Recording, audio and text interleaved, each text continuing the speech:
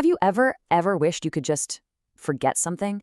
I mean, it's a desire that's as old as humanity itself. You see it everywhere, from the lotus eaters in the Odyssey who literally forgot their homes, to Macbeth begging a doctor to just erase his wife's terrible memories.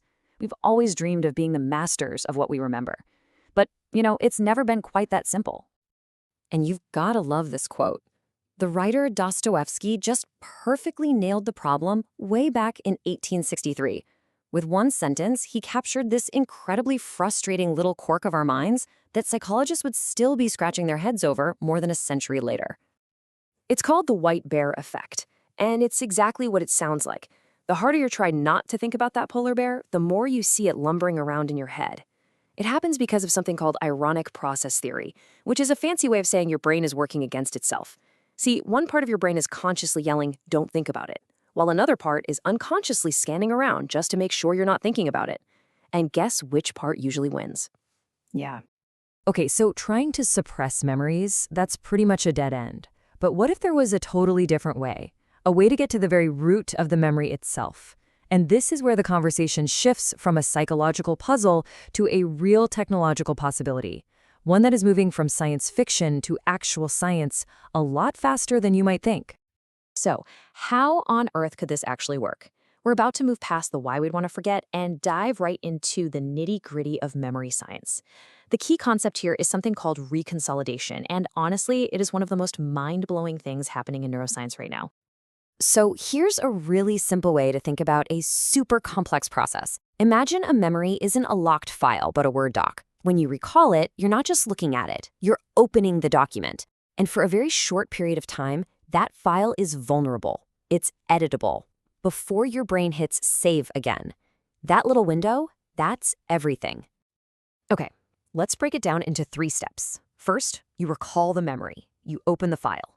Second, and this is the absolute crucial part, it enters a malleable state. It's unstable, it's open to change. And finally, your brain reconsolidates it, resaving it back into long-term storage. That middle state, that's the window of opportunity. That's the magic moment. This one question is driving labs all over the world.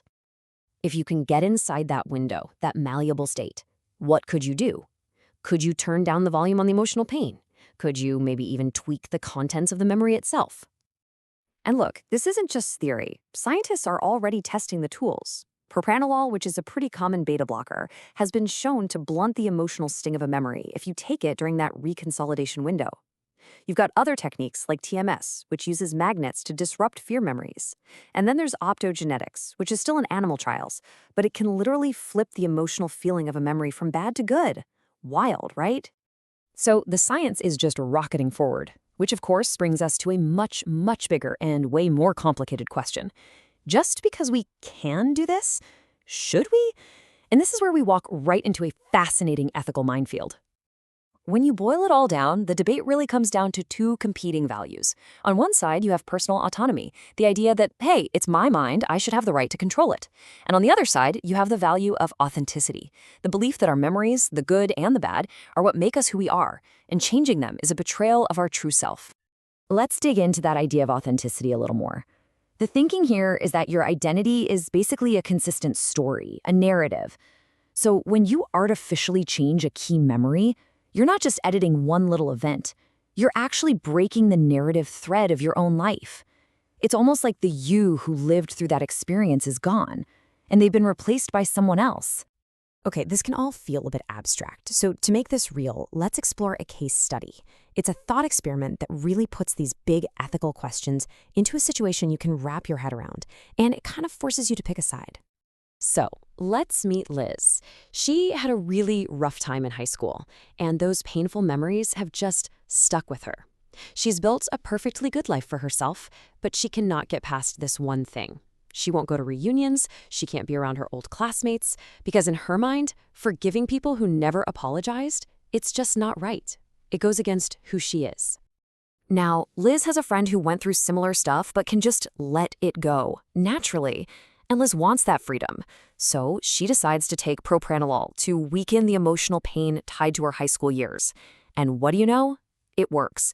The sting is gone, she forgives them, her social life blossoms, and she is genuinely, measurably happier.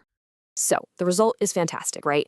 Liz is happier, her well-being has shot up, but that core question just hangs in the air. Was her choice authentic? Did she achieve this new happiness in a way that was true to herself? Or did she basically find a cheat code? So the argument for it being inauthentic goes something like this. The real Liz, based on her whole life story and her values, would not forgive without an apology. So by using a drug to change that fundamental response, she didn't grow or learn or evolve. She just erased a part of her own identity. She took a shortcut that bypassed her own character. And this dilemma, it doesn't just apply to Liz. I mean, think about it in other scenarios. What about the anxious scholar who just erases the memory of a public failure instead of learning from it? Or a Holocaust survivor erasing trauma? Does their personal relief outweigh our collective duty to remember? And imagine a future with anti-love drugs to get over a bad breakup. Is that empowering you, or is it just creating an inauthentic feeling? So where does all this leave us? I mean, what does a future with this kind of technology actually look like? And what does it mean for our very concept of who we are? Now, before we get too worried about perfect authenticity, it's really important to remember something. Our memories are not perfect, pristine recordings of the past. They're already biased, they're already distorted. Every single time we tell a story about our past, we edit it a little. We emphasize some parts, we forget others. So in a way, we are all constantly, unconsciously editing our own memories. But the risks of doing it intentionally and on a massive scale, oh, they are huge. Think about what's called the composition effect. If one person forgets a historical tragedy, that's a personal choice. But if everyone does, society loses the lesson. Could these tools make us put up with injustice because we can just erase the pain? And on a personal level, if we erase our pain, do we also erase our chance to build resilience and wisdom from it? So that leaves us with one final thought. This technology, it's coming. And when it gets here, you might have to make this choice for yourself. If you had a button that could erase your single worst memory, would you push it? And more importantly, what essential part of who you are today would you be erasing along with it?